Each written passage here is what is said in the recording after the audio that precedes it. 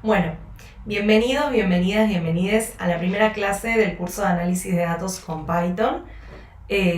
Primero vamos a hablar un poco de por qué análisis de datos. Probablemente muchas personas ya escucharon hablar del término ciencia de datos, que es un término muy relacionado. Podemos ver cómo en los últimos años, esto es un gráfico del Google Trends, o sea, de cuánto la gente estuvo googleando o buscando información sobre este campo de ciencia de datos. Y podemos ver que hace 17 años, en 2004, era un campo que la gente capaz no se interesaba tanto en investigar, y a partir de más o menos el 2013 fue aumentando mucho y hoy en día realmente está en auge.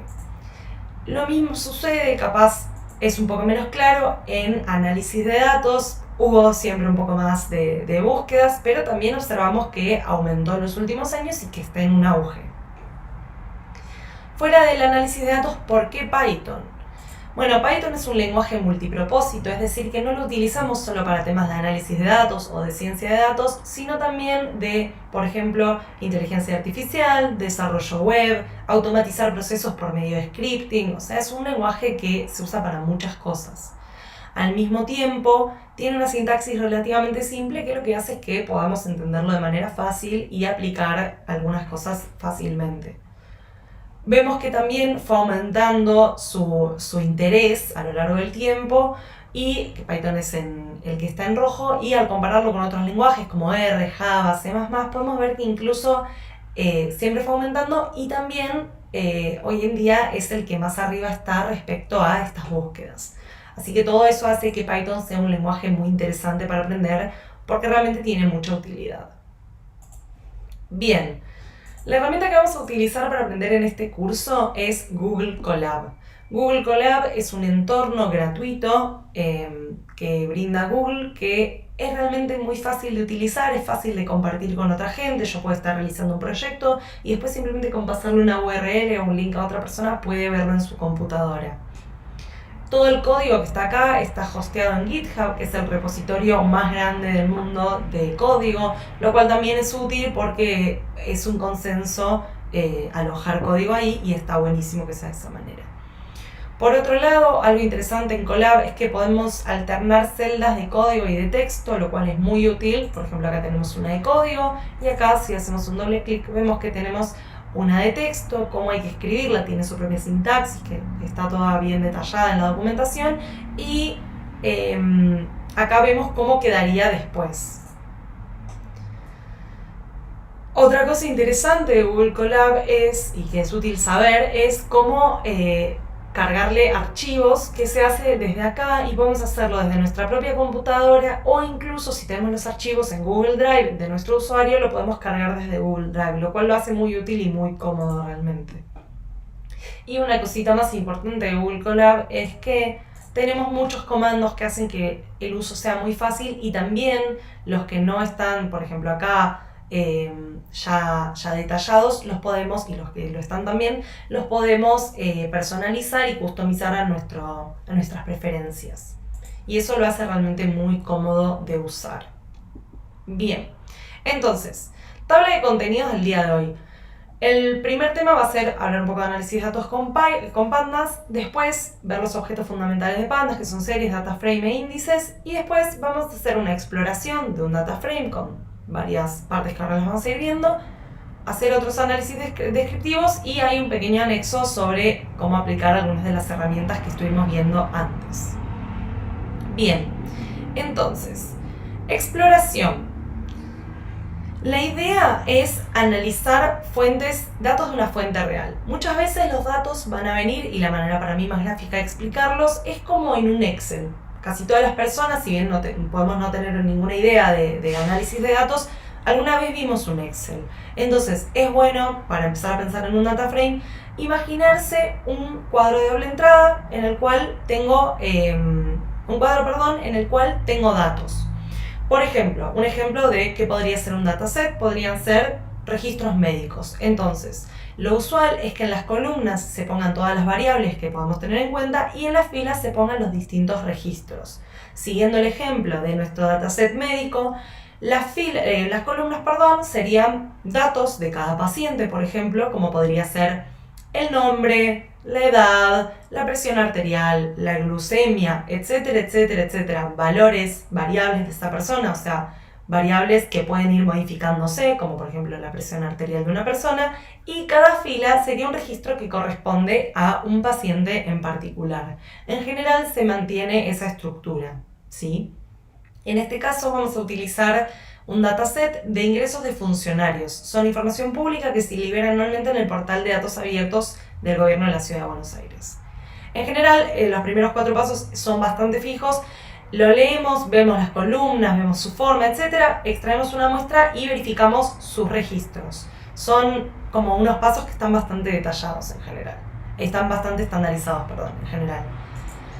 Para leer el dataset vamos a usar la función de pandas read-csv. Con esta función vamos a poder leer archivos que estén, en este caso, en una URL pública o en cualquier ubicación del disco, o sea, en mi computadora, que Jupyter Notebook pueda acceder. O sea, le voy a tener que explicar a dónde ir a buscarlo. Entonces, si ejecutamos esta celda, en mi caso con Control Enter, pero a veces es con Shift Enter, dependiendo de la computadora, vemos que no nos devuelve nada, pero tampoco nos devuelve un error. Entonces podemos asumir que justamente esta función pandas read-csv le asignó los datos que están en esta URL a este objeto que se va a llamar df, data frame. Lo segundo que vamos a hacer es consultar las columnas, que son un atributo, y vamos a ver que tenemos quill, año, mes, el apellido del funcionario, el nombre del funcionario, etcétera, etcétera. Buenísimo. Y lo que podríamos hacer para tener una idea de cómo se ven estos datos, porque yo acá tengo los títulos, o sea, los nombres de esas columnas, pero no sé bien qué forma toman, es extraer una muestra, ¿sí? Algo interesante de esta muestra es que es una muestra al azar, y eso, en este caso, lo hicimos con una función sample, diciéndole que es un sample de 5 registros, o sea, de 5 filas. Y eso notamos que es al azar porque vemos que en este index, o sea, este índice justamente que me dice qué número de registros cada uno, vemos que tenemos números que no son en orden, no agarró los primeros 5 registros, agarró registros al azar, el 1, el 354, el 89, el 345 y el 344. Y podemos ahí sí observar qué forma tienen estos datos. Vemos que tenemos el quill, el año, el mes, lo que habíamos hablado del apellido y el nombre, la repartición, y acá tenemos cuestiones de sus ingresos, la asignación por cargo, cuánto es el aguinaldo, el total, que es la suma de asignación por cargo y aguinaldo, y si hay alguna observación. O sea, por ejemplo, acá dice que hay alguien que se dio de baja el 9 del 12. Ok, buenísimo. Algo interesante de este dataset en particular es que tenemos 3 keys, o sea, 3 cosas que van a ayudarnos a localizar a cada registro en particular, y que son el quill, el año y el mes. Si nos fijamos, vamos a tener que tener, en teoría, un registro por cada conjunto de quill, año y mes. Es decir, para esta persona con este quill, probablemente tengamos distintos registros de todos los meses del 2019, pero no deberíamos tener más de un registro de este quill de enero del 2019, ¿sí? Cada persona, suponiendo que trabajó los 12 meses del 2019, debería estar repetida 12 veces para cada mes de ese año. Bien. Entonces,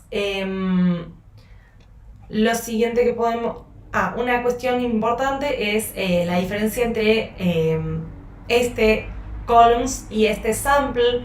Es interesante tomar en cuenta que columns es un atributo y nos va a devolver un objeto tipo index, y en cambio sample es aplicarle un método.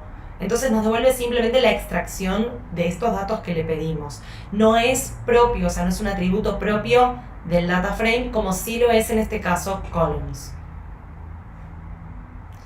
Y otra cosa que podemos hacer es consultar la cantidad de filas y columnas. Entonces, si le aplicamos, si averiguamos el atributo shape, nos va a devolver una tupla que nos va a decir primero la cantidad de filas, que son 385, y la cantidad de columnas, que son 10, y las vemos acá, 1, 2, 3, 4, 5, 6, sabemos que son 10. Pero ahora también sabemos que tenemos 385 filas.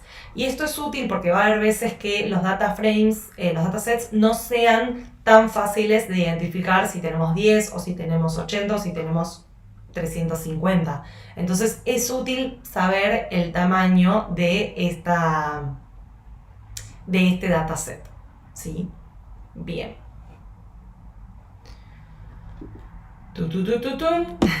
Acá me imagino que habrá un corte. Bien, entonces. Bien. Vectorización con pandas. Pandas es una librería que se usa mucho en Python. Bueno, acá dice que su nombre viene de Panel Data Analysis. Y básicamente nos va a permitir trabajar sobre datos. Pero tenemos que tener dos condiciones en cuenta. La primera es que los datos que vamos a usar en general se van a encontrar en nuestra memoria RAM. Entonces vamos a estar un poco limitados por ese lado. Una regla que se suele cumplir y que está buena es no ocupar más de 1/3 de nuestra memoria RAM con el dataset. Entonces, por ejemplo, si tenemos 8 GB de memoria RAM, como es mi caso, lo ideal es no procesar un dataset que pese más de 2,33 GB. Y por otro lado, otra cosa importante es que en Pandas las operaciones se hacen de manera vectorizada. Entonces, entender este tema de la vectorización es bastante importante. Esta optimización en realidad se hace desde NumPy, pero Pandas está basada en NumPy. A ver, un ejemplo de vectorización es esto. Sin vectorización, todas estas cuentas se harían de manera separada, ¿sí? Haría 1×6, 2×7, 3×8, 4×9, 5×10. En cambio, si yo vectorizo, por ejemplo, acá dice, nuestro hardware tiene la capacidad de procesar 4 operaciones juntas, estas 4 operaciones se van a hacer al mismo tiempo, se van a hacer de esta manera, pero al mismo tiempo como en un solo bloque, y después se va a hacer la otra. Entonces pasamos de hacer 5 operaciones a hacer solo 2, un bloque, otro bloque, ¿sí? Y se me ocurre que podríamos armar, por ejemplo, una primera vectorización como para ver cómo se vería en nuestro caso. Entonces, por ejemplo, podríamos querer saber qué porcentaje del salario de cada funcionario es aguinaldo. O sea, perdón, el aguinaldo, ¿qué porcentaje de su sueldo es? Normalmente esperaríamos que fuera aproximadamente un 50%, pero podemos averiguarlo. Entonces, vamos a crear una variable que se llame aguinaldo porcentaje, por ejemplo. Y esta variable va a ser una regla de 3 simple, que la estoy haciendo como de manera un poco manual, en la cual aguinaldo... Uy, se me fue una i de más. Por 100. Esto es simplemente una regla de 3 simple. Si el 100% es tanto, ¿cuánto es? O sea, ¿cuánto es lo otro? Si el sueldo es el 100%, ¿qué porcentaje es el aguinaldo, no? Y acá tenemos asignación por cargo. Perfecto. Y con esto ya entonces creo una variable que se llama aguinaldo porcentaje, que va a pasar a ser una nueva columna de nuestro dataset, y que sabemos que es una regla de 3 simple de qué porcentaje del sueldo total es el aguinaldo, ¿sí? O sea, el aguinaldo debería representar un 50% del sueldo total. Y para verlo vamos a ver los últimos 5 registros usando la función tail. Así como existe la función head que nos muestra los primeros 5 registros por default o la cantidad que le especifiquemos, tenemos una función tail que nos muestra los últimos. Entonces, al ejecutar esta celda vemos que, primero, antes que nada, tenemos nuestra nueva función, nuestra nueva columna, aguinaldo porcentaje. Y vemos que normalmente es más o menos un 50% como esperamos. Entonces, ya sabemos que ahí se realizó una operación vectorizada. O sea, no es que tuvo que hacer una por una cada una de estas cuentas, de multiplicar esto por 100 y dividirlo por esto, sino que se hicieron de manera vectorizada, en bloque. Y vemos que, por ejemplo, acá hay un valor que es menor y decimos, ah, mira, ¿por qué entonces será menor el porcentaje que representa ese aguinaldo en esta persona? Bueno, estamos en diciembre del 2019 y vemos que esta persona fue incorporada al trabajo, o sea, está de alta desde el 10 de diciembre. Y eso podría explicar por qué su aguinaldo tiene un porcentaje menor respecto a su sueldo. Pero bueno, simplemente es un ejemplo, capaz no es la variable que a ustedes les interesa analizar, pero es un ejemplo para ver cómo pueden hacer una operación vectorizada que se realiza sobre muchos datos al mismo tiempo.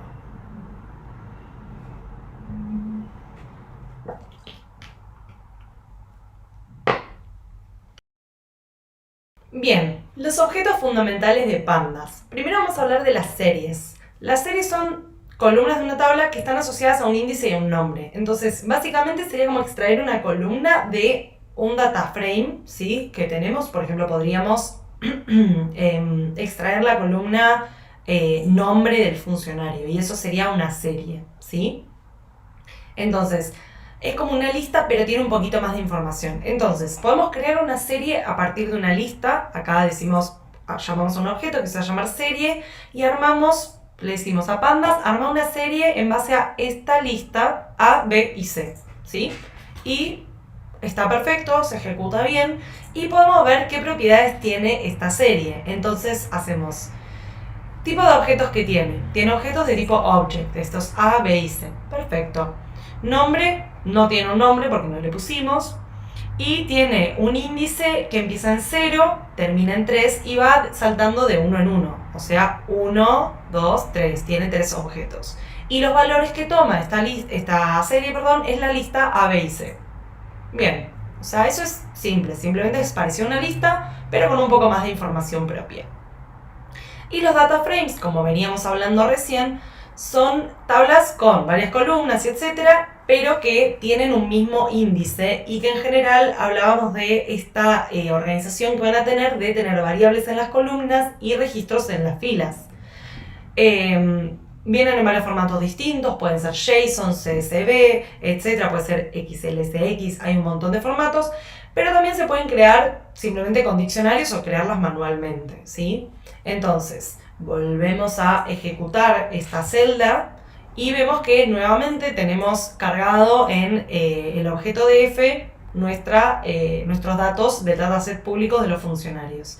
Y ahora, cuando queremos ver las propiedades de un data frame, vemos que tenemos estas, ya las habíamos hecho algunos, vemos que tenemos estas columnas, buenísimo, ya las habíamos visto. Este index, ahora empezamos en 0 y terminamos en 385 y va de 1 en 1, porque si se acuerdan, el índice nos iba a estar contando cuántos registros tenemos, es decir, cuántas filas. Y las dimensiones, que las obtenemos con este atributo shape, que de vuelta, 385 filas por 10 columnas. Y si ahora queremos consultar las primeras filas, podríamos decir, bueno, queremos saber ese head, así como antes vimos el tail, podríamos ahora querer ver el head y ver los primeros 5 registros de estos datos. Y vemos que son los mismos, pero notamos ya de base que están ordenados en base al año y el mes, porque acá, por ejemplo, estamos extrayendo, o podemos tener la teoría y después verificar desde ya que están ordenados por año y mes, porque acá estamos viendo solo del principio del año. Bueno, perfecto. Si queremos extraer una serie de un data frame, podemos hacerlo de la misma manera que extraemos un valor de un diccionario, es decir, ponerle un nombre a esa serie y simplemente decir, voy a extraer de este data frame el valor mes que va a estar en forma de serie. Y cuando vemos el tipo de esta serie, nos dice que es una serie, justamente. Índices. Entonces, los índices van a estar en estos dos objetos. Si se acuerdan, cuando veíamos acá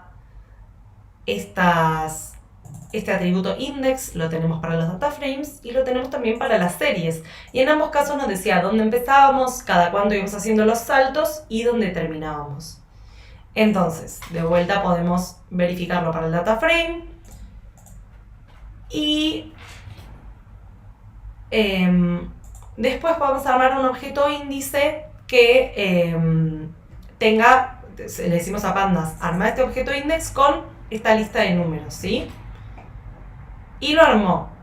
Pero algo muy importante de los índices es que están siempre en un mismo orden y son inmutables. Si yo quiero ahora asignarle a el objeto 1, o sea, a este 3, ¿sí? Porque acuérdense que empezamos a contar desde 0, 0, 1, 2, 3, 4. Si yo en este 3 quisiera, ay no, me equivoqué, en realidad yo necesito que eso sea un 0, cuando trato de modificarlo me va a dar un error, porque me va a decir index does not support mutable operations, o sea, el index no te permite hacer operaciones cuyo fin sea mutarlas, o sea, modificarlas. Eso no se puede hacer.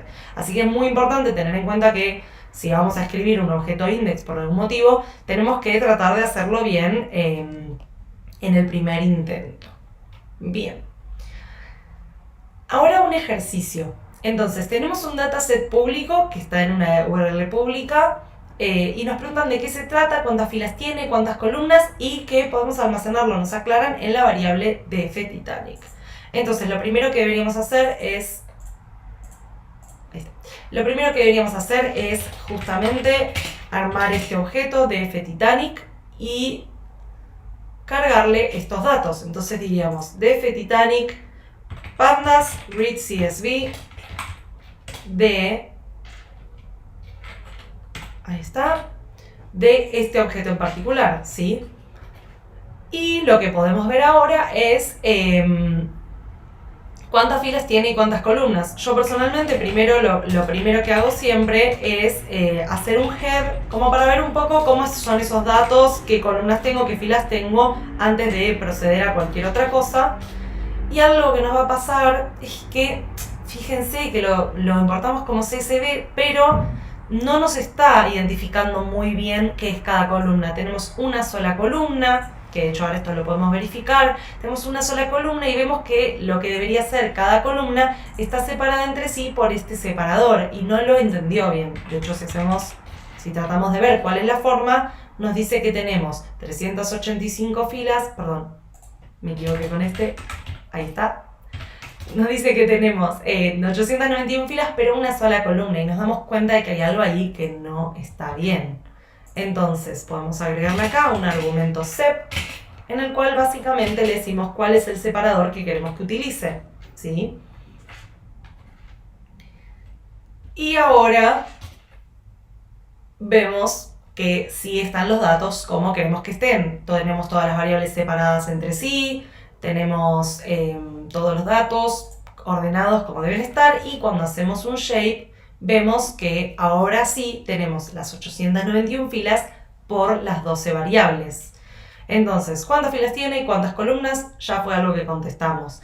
Pero lo importante es que siempre verifiquemos que tenga sentido lo que estamos observando. Si yo no hubiera aclarado cuál era el separador, no hubiera tenido sentido y no hubiera podido utilizar fácilmente ese data frame, ¿sí?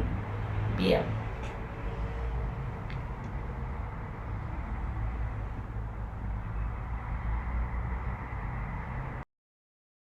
¿Cómo filtrar en un data frame? Tenemos varias técnicas. Podemos querer filtrar por filas, por columnas, agarrar varias columnas, agarrar una sola. Podemos querer filtrar con condiciones. Podemos querer muchas cosas. Podríamos querer quedarnos solamente con los funcionarios que tengan un sueldo mayor a tanto, o podríamos querer quedarnos, en el caso del ejemplo del Titanic, solamente con los pasajeros que hayan sobrevivido, o con los que sean menor a tal edad, etcétera, lo que sea.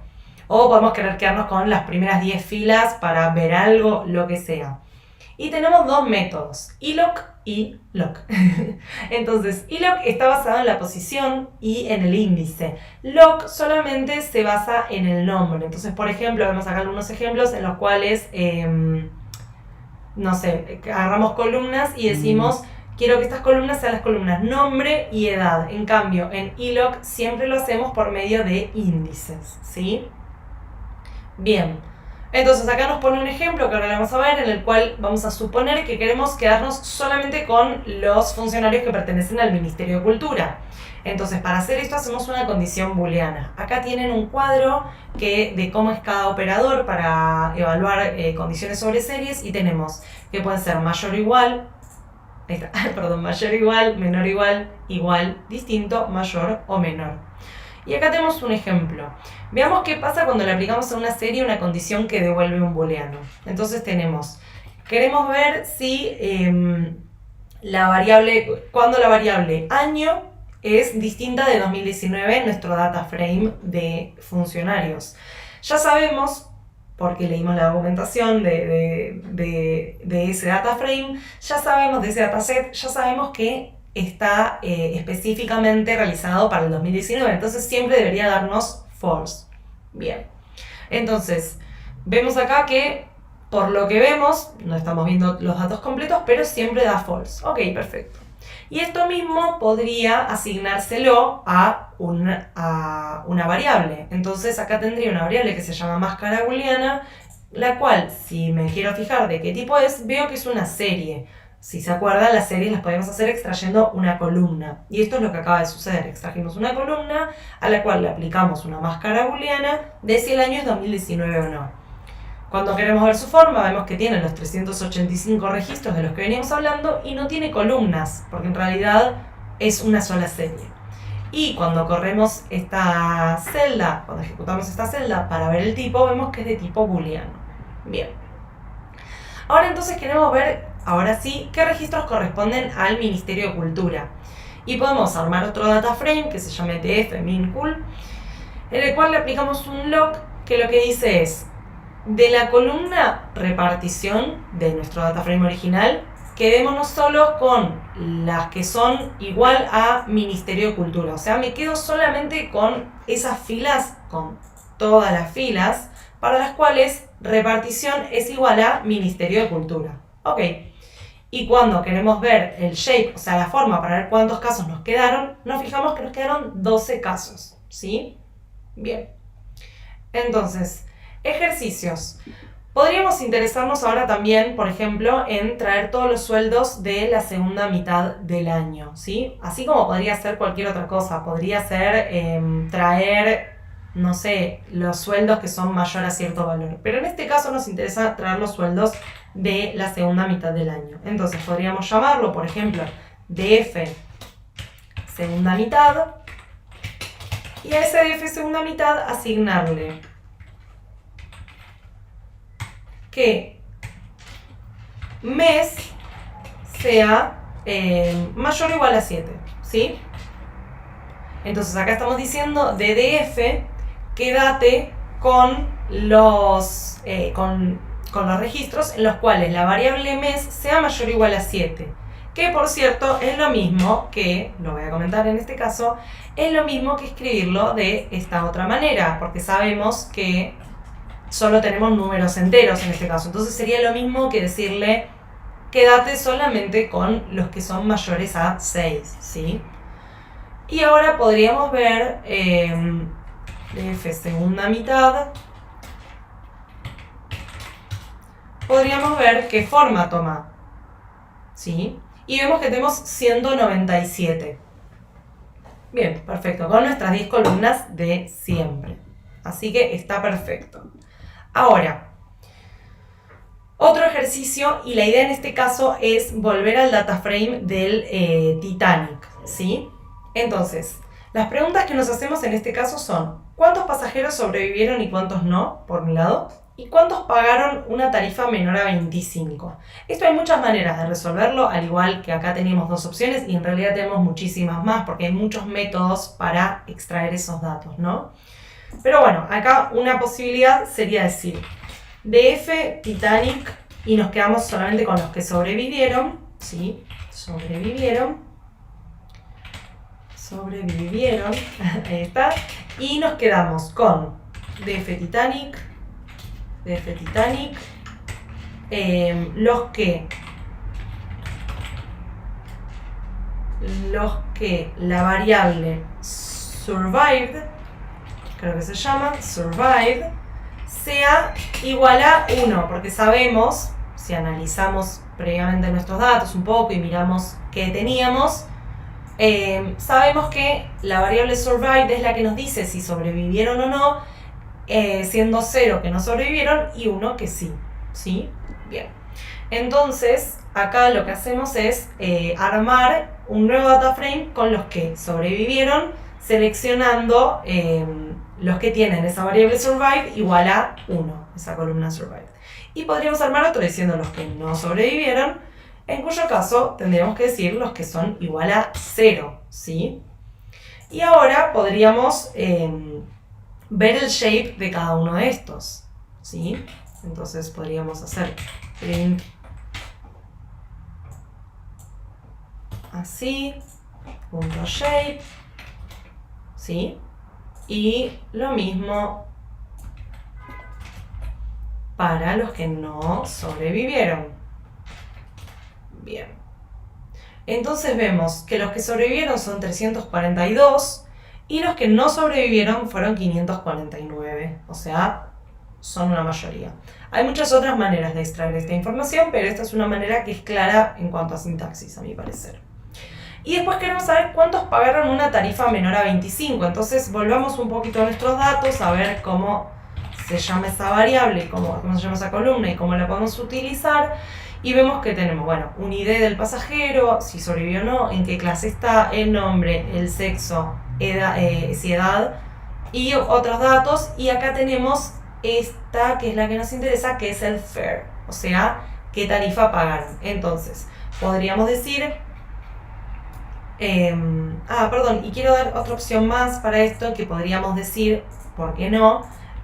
DF Titanic, Survive, vamos a copiarlo acá, muy fácil, de DF Titanic Survive, quiero ver algo que se llama Value Counts, ¿sí? Entonces, ahí voy a tener esta misma información, que acá me tomó un poco más el visualizarla, acá lo veo más rápido. Esto está bueno cuando no tenemos de repente tantos valores posibles, pero capaz realmente necesitamos extraer esto en otro data frame para utilizarlo para otra cosa. Entonces ambas son opciones, ¿sí? Y después tenemos acá los que queremos ver, los que pagaron una tarifa menor a 25. Entonces podríamos armar un data frame nuevo que se llame DF Titanic baja tarifa, y en este caso diríamos DF Titanic, del cual queremos hacer como un subset, o sea, una subselección, en el cual DF Titanic, la variable fare, sea, decíamos, menos de 25. Entonces, ¿dónde estoy? Acá. Entonces, hacemos que fare sea menor a 25. Bien. Y podríamos querer ver DF Titanic baja tarifa, ¿cuántos cumplen con esto? Y vemos que de los 891 que teníamos, 557 lo cumplen, ¿sí? Y como para volver a hacer el mismo ejemplo, podemos ver cómo es el value counts en este caso. Pero acá pasa algo, que es que obviamente como la variable fare, o sea tarifa, puede tomar tantos valores distintos, no nos es tan simple visualizarlo de esta manera con un value counts. Entonces, nada, está bueno tener en cuenta en qué caso nos va a convenir hacer una cosa o la otra e ir probando, obviamente. Bien, entonces, máscara booleana con muchas condiciones. Ahora vamos a tratar de filtrar el dataset con dos condiciones. En este ejemplo vamos a tomar los sueldos de abril de la Secretaría de Innovación, o sea, tomar unos ciertos registros para el tiempo, o sea, solamente en abril, y por otro lado que la repartición sea la Secretaría de Innovación. Entonces, para eso vamos a combinar dos máscaras booleanas con una condición. Y tenemos acá una tablita de las operaciones que podemos hacer. Podemos usar un AND, un OR, que es con esta barra, un XOR, o sea, O exclusivo, no puede ser cualquiera de las dos, o un NOT, o sea, una negación, ¿sí? Ahora vamos a ver ejemplos. Entonces, vamos a seleccionar ahora los casos donde o se haya cobrado aguinaldo, ¿sí? O el salario total haya sido mayor que 240.000, pero no las dos cosas. Entonces, vamos a usar un OR exclusivo. O pasó una o pasó la otra. Si pasaron las dos, no me sirve. Si no, utilizaríamos este OR que es más laxo. Entonces, decimos, de DF quiero subseleccionar los que, y acá tenemos dos expresiones, si se fijan que las tenemos separadas por paréntesis. Tenemos los que tienen un salario total bruto, ¿sí?, mayor a 240.000, o exclusivo, los que tienen un aguinaldo mayor a 0, ¿sí? Y podríamos ejecutarlo y ver quién es esta gente. Buenísimo. Y vemos que son 170 los registros que cumplen con esto. Ok, perfecto. Y por otro lado, podríamos querer hacer ver los sueldos de febrero de la Secretaría de Ciencia, Tecnología e Innovación. Y en este caso, como estamos enunciando dos condiciones que queremos que se cumplan, vamos a usar un AND. Entonces, de nuestro data frame vamos a subseleccionar con dos condiciones: que el mes sea igual a 2 y que la repartición sea igual a Secretaría de Ciencia, Tecnología e Innovación. Y cuando lo ejecutamos, vemos que hay solo una persona, ¿sí? Un registro. Bien, perfecto. Boolean Indexing con Query. Entonces, la realidad es que lo que tenemos enunciado recién, no es lo más simple a nivel sintaxis. Si se fijan, incluso no usando log, ni especificando filas ni columnas, siempre tenemos que escribir 2 veces el nombre del dataset y etcétera. Y la verdad es que es un poco, a veces queda un poco largo y difícil de leer. En cambio, tenemos esta función query que nos lo hace más fácil. Entonces, por ejemplo, usos de la función query. Si nosotros quisiéramos decir, solamente quiero quedarme con los registros que... Vamos a hacer esto. Solamente quiero quedarme con los registros que son del Ministerio de Cultura. Podríamos decirle... Ahí está. Que haga una query en la cual repartición sea igual al Ministerio de Cultura. Fíjense que ahora tenemos toda la oración de lo que queremos extraer entre comillas. Eso es distinto, la sintaxis cambió. Y entonces ejecutamos esto y ahora vamos a ver un head, o sea, los primeros 5 registros de quienes cumplen con esto. Y si se fijan, siempre tienen la repartición del Ministerio de Cultura. En este caso es siempre la misma persona y lo vemos para el mes 1, 2, 3, 4 y 5. Ok, perfecto. Pero también algo interesante, porque hasta ahora solo lo vimos con uno, es que esta función query se puede aplicar también con 2 condiciones o más. Entonces, podríamos decirle, queremos armar otro data frame que se llama data frame 2 y la query va a ser, por un lado quiero que la asignación por cargo, este es el mismo ejemplo que vimos antes, que la asignación por cargo sea mayor a 240.000. Bueno, antes habíamos visto que era O y ahora vemos que I también queremos que el aguinaldo sea mayor a 0. Y fíjense nuevamente que aunque sean 2 condiciones separadas, ahora está incluyendo todo con unas mismas comillas. Entonces lo ejecutamos y podríamos también hacer un head como para ver qué hay. Y vemos que tenemos personas que cobraron más de 240.000 pesos de asignación y aparte cobraron más, cobraron algo de aguinaldo, más que 0. Y cuando queremos ver cuántas son esas personas, vemos que son 34. Ok, perfecto. Bien. Entonces, ahora unos ejercicios, la idea es traducir de esta sintaxis inicial que vimos a una sintaxis de query con las consultas, que ya habíamos hecho, ¿sí? Entonces, tenemos acá DF semana 2 va a ser, claro, DF semestre 2, va a ser DF en el cual el mes sea mayor a 6 y lo que vamos a hacer es copiarnos nuestro ejemplo anterior, ¿sí? ¿Por qué no? Para que sea más rápido. Y decir DF semestre 2 es igual a query en la cual acá decimos mes es igual a, perdón, igual no, ahora lo modifico, es mayor que 6. ¿Sí? Bien, y podemos ver, así como los habíamos visto antes, perdón, quería hacer un head como para los primeros, podemos ver cuáles son. Bien, buenísimo. Es exactamente lo mismo. Y por otro lado, podríamos querer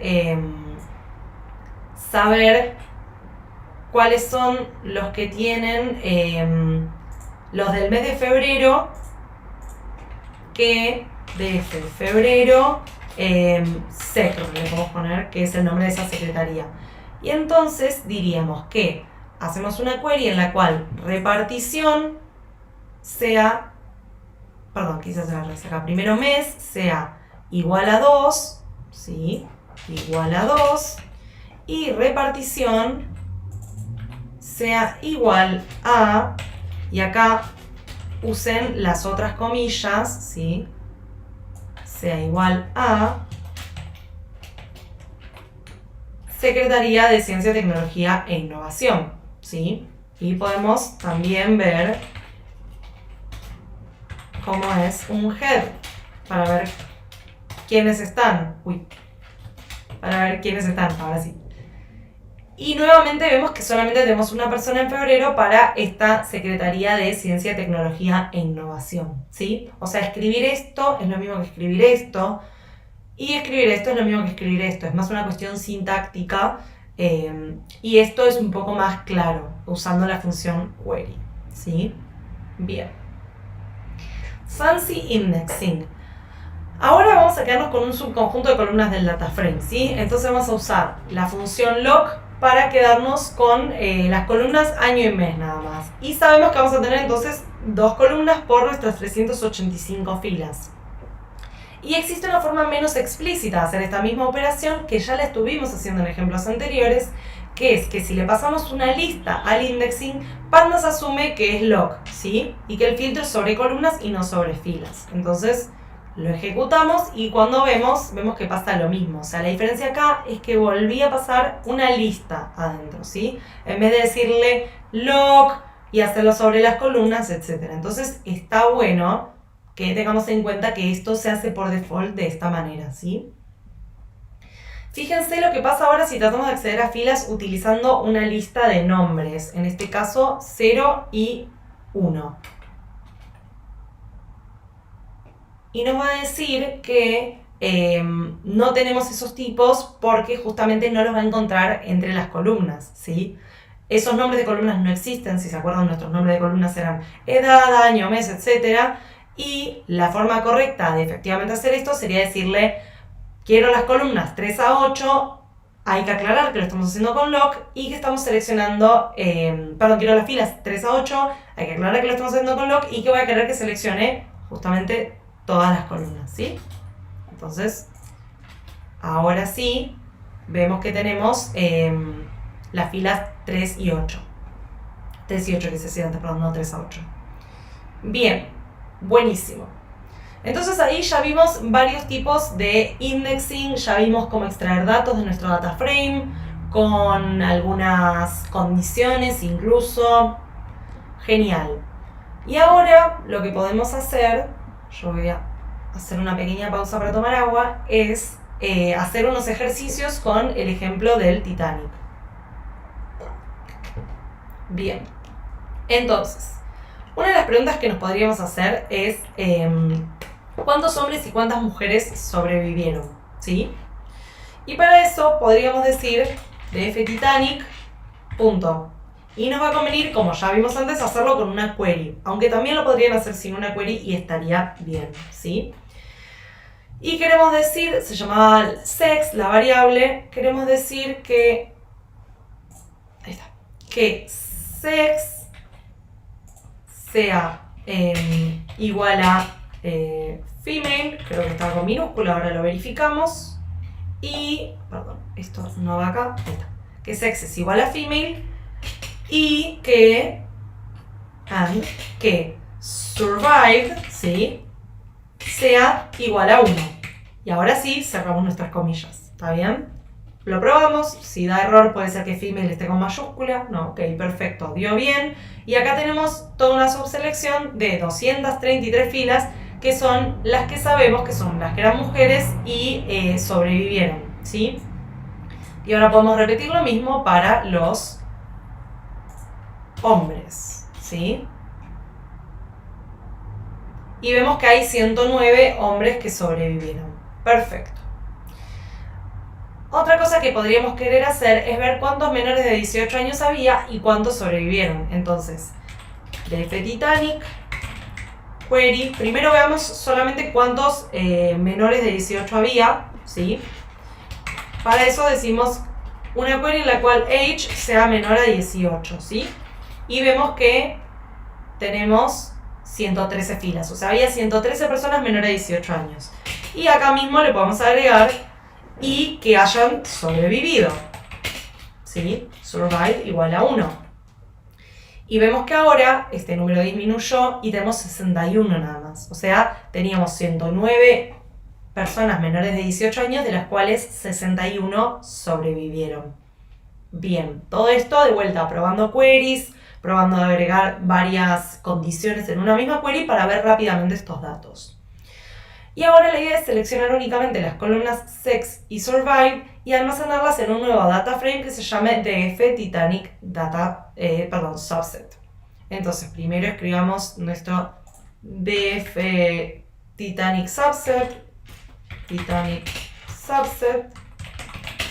y va a ser una extracción de df Titanic en la cual vamos a poner las variables sex, fíjense que puse doble corchete porque estamos extrayendo una lista de columnas, ¿sí? Le paso una lista de columnas como argumento.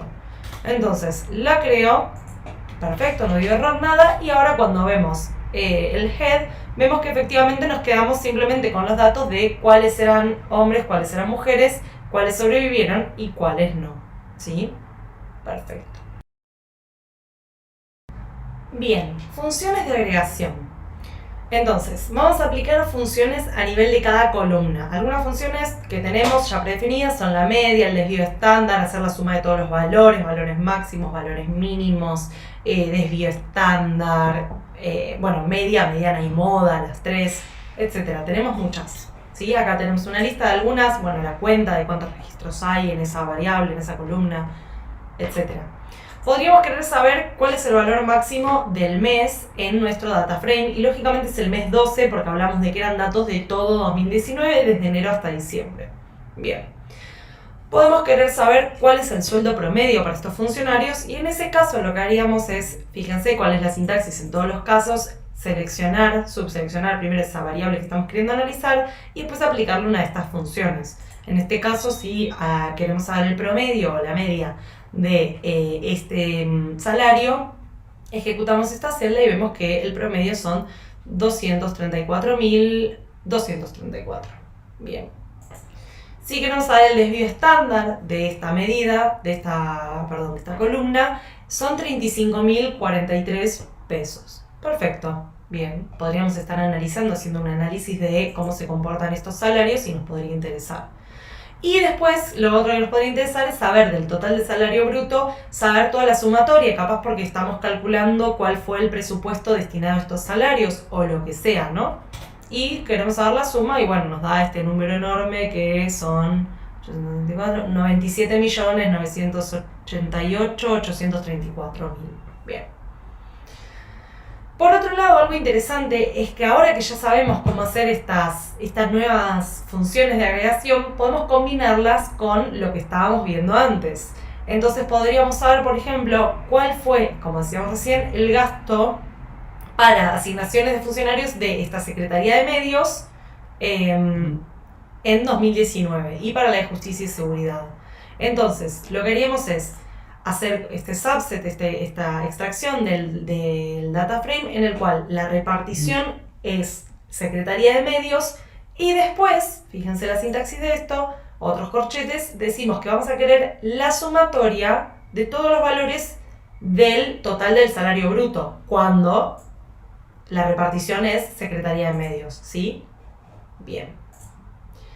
Y cuando corremos esto, vemos que cuando la repartición es Secretaría de Medios, la suma de todos sus salarios dio este valor, 3.232.402. Bien, perfecto.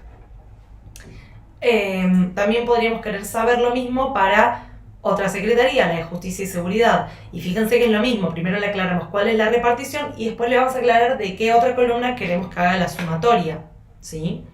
Y vemos que son 3.029.551, ¿sí? Ahora, podríamos querer ver quién o quiénes del dataset cobran el salario más alto o quién cobra el más bajo. Y entonces, acá algo interesante que hacemos es, en vez de primero crear una condición y después aclarar qué operación queremos hacer sobre otra columna, es aplicarlo sobre la misma. Entonces, en este caso le estamos diciendo del DF extrae cuando el total del salario bruto, o sea, esta variable, es igual a sí misma el valor máximo. Entonces le estamos diciendo, decime cuál es el valor máximo de esta variable, ¿sí?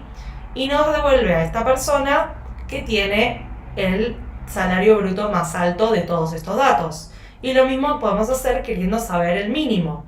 Y nos devuelve un par de personas que todas tienen el salario mínimo bruto, ¿sí? Bien. Perfecto. Fíjense cómo cambia la sintaxis cuando estamos usando una condición en una columna y aplicando la función de agregación sobre otra, o cuando queremos extraer un dato con una función de agregación, pero todos son la misma columna, ¿sí? Quiero que me digas cuál es la mayor edad que tengo. Entonces, extraeme la edad diciéndome aparte cuál es el máximo de esa edad. Se escribe distinto, ¿sí? Bien. Entonces, fuera de eso, otros análisis descriptivos. Pandas va a venir con algunas funciones que ya vienen programadas para que podamos usarlas de manera fácil y que nos ayudan al análisis descriptivo.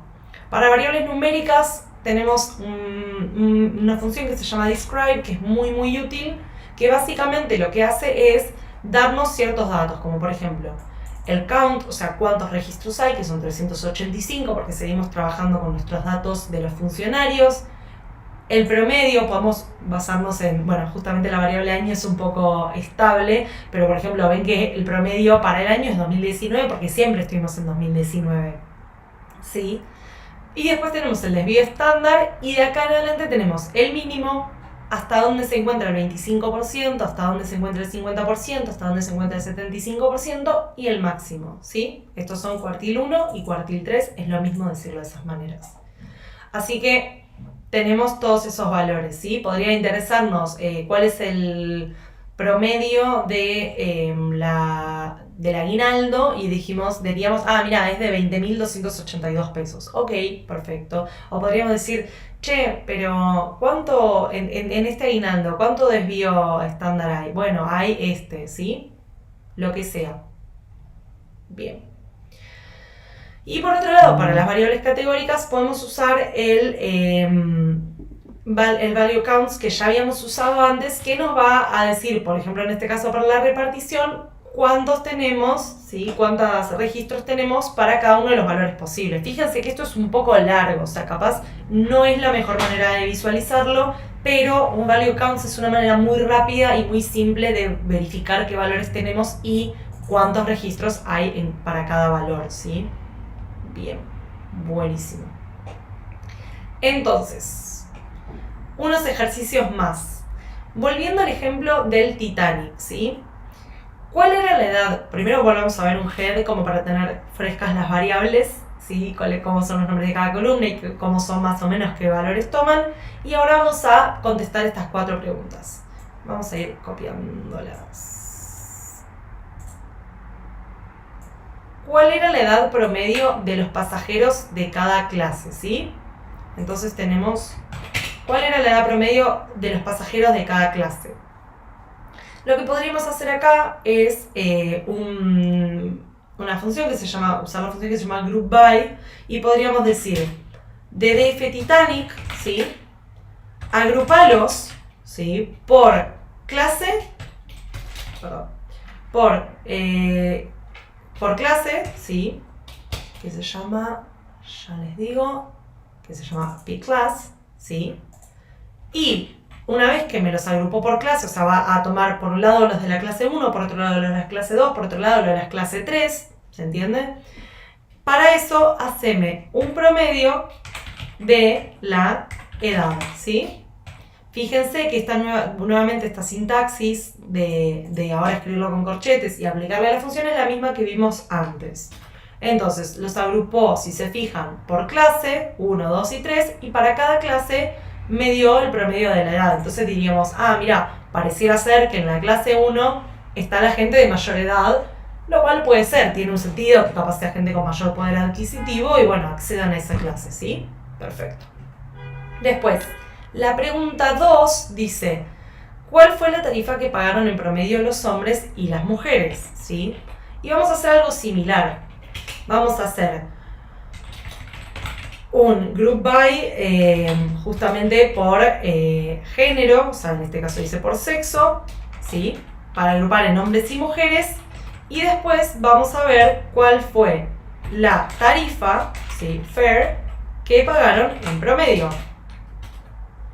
Y vemos que las mujeres pagaron en promedio 44 algo, no sé qué será, dólares calculo, y los hombres pagaron en promedio 25. Ok, bueno, vemos que las mujeres pagaron más, o sea, la idea es ir sacando también conclusiones de todo esto. Perfecto. La tercera pregunta dice, ¿cuánto pagaron en total los pasajeros de primera clase para subir al Titanic? Y los de tercera, y acá cambia la pregunta porque no nos dicen promedio, nos dicen total. Entonces, la idea sería, podemos copiar esto si queremos porque va a ser parecido, o sea, de vuelta estamos dividiendo por clase, empezamos igual, pero ahora la idea no es saber cuál es la edad promedio, sino cuánto pagaron en total. Entonces, no va la edad, sino que va a ir la tarifa, y no vamos a decir cuál es el promedio, sino cuál es la suma de todas esas tarifas. Y vemos que la clase 1 dejó, porque capaz esto lo podríamos estar haciendo para averiguar las ganancias, y vemos que la clase 1 dejó un mayor rendimiento, una mayor ganancia que la clase 2, y la clase 3 también dejó una mayor que la clase 2. Capaz porque, si bien es la tercera clase, tiene más personas, muchas más, y bueno, en sumatoria, la clase 1 es la que más dejó, y la clase 3 sería la siguiente, y la clase 2 sería la última, la que menos dejó, ¿sí? Y después de analizar todo esto, podría interesarnos, bueno, ok, todo esto está buenísimo, pero ¿cuántos pasajeros tenemos para cada tipo de clase, no? O sea, yo estoy viendo esto, pero ahora, sobre todo con esta última pregunta, puedo decir, bueno, qué raro esto, que la clase 2 haya dejado menos. Bueno, a ver, puedo querer saber cuántos tengo en cada clase, cuántos pasajeros. Entonces diríamos que para la variable pClass podemos hacer de vuelta un value counts, ¿sí?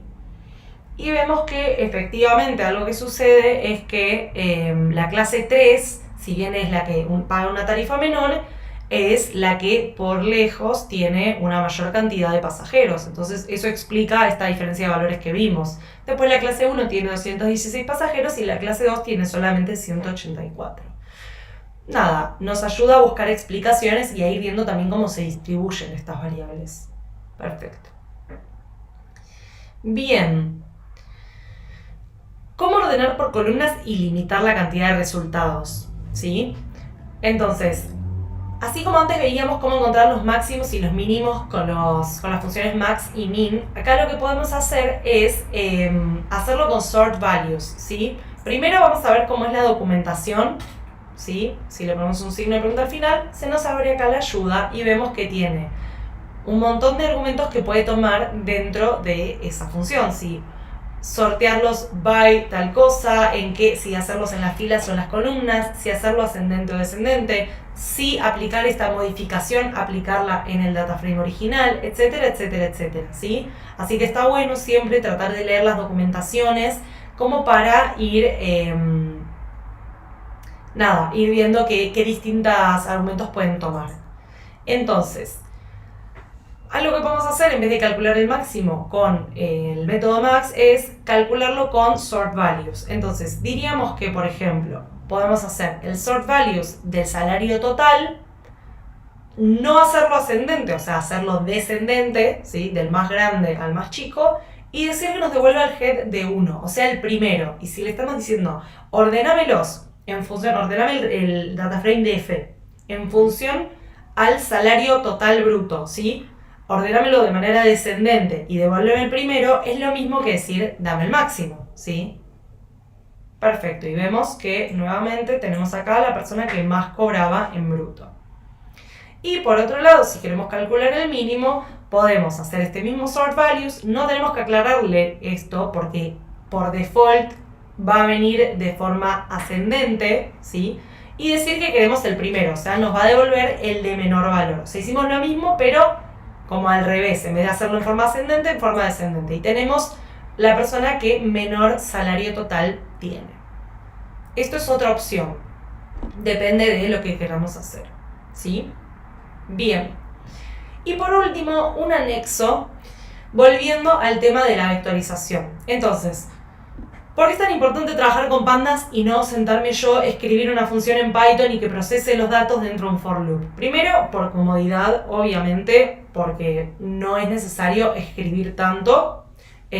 Tenemos un montón de funciones que ya realizan un montón de las cosas que queremos hacer. O sea, yo puedo escribir un for loop para hacer, multiplicar los valores de una columna por 2, pero al mismo tiempo ya lo puedo hacer con una función que va a ser más cómoda. Pero por otro lado, probablemente la performance de esa función sea mejor. Entonces vamos a ver una demostración de por qué vectorizar es más eficiente. Tenemos dos listas de 1.000.000 de números aleatorios cada una que van del 1 al 100, ¿sí? Entonces ejecutamos esto y vamos a tratar de multiplicar elemento por elemento con pandas y sin pandas, ¿sí? Bien. Entonces primero hacemos sin pandas con un for loop y vemos que tarda un poco, ¿sí? Vamos a esperarlo.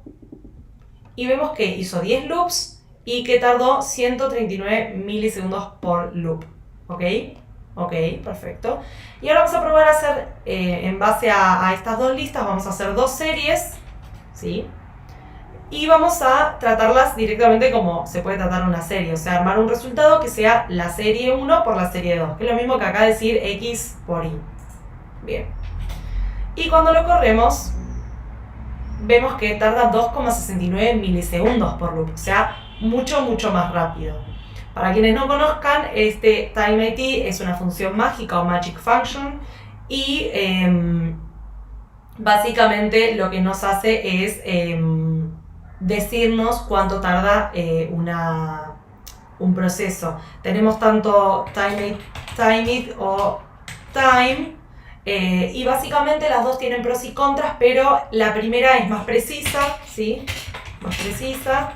Y repite los tests muchas veces para eliminar influencias de otras cosas que puedan estar en nuestra computadora. En cambio, Time aporta más información. Podríamos, por ejemplo, correr esto con Time y nos dice también cuánto tardó en la CPU, wall time, etc. Nos da mucha más información, así que tengan en cuenta que existe también Time, pero en este caso con simplemente TimeIT o IT ya vimos nuestra diferencia entre cuánto tardó en hacer cada uno de los procesos. Así que bueno, eso es todo en esta primera clase de análisis de datos con Python. Espero que les haya quedado claro y que les haya gustado y que les haya servido. Y bueno, seguiremos aprendiendo en las siguientes clases de este curso. Muchas gracias.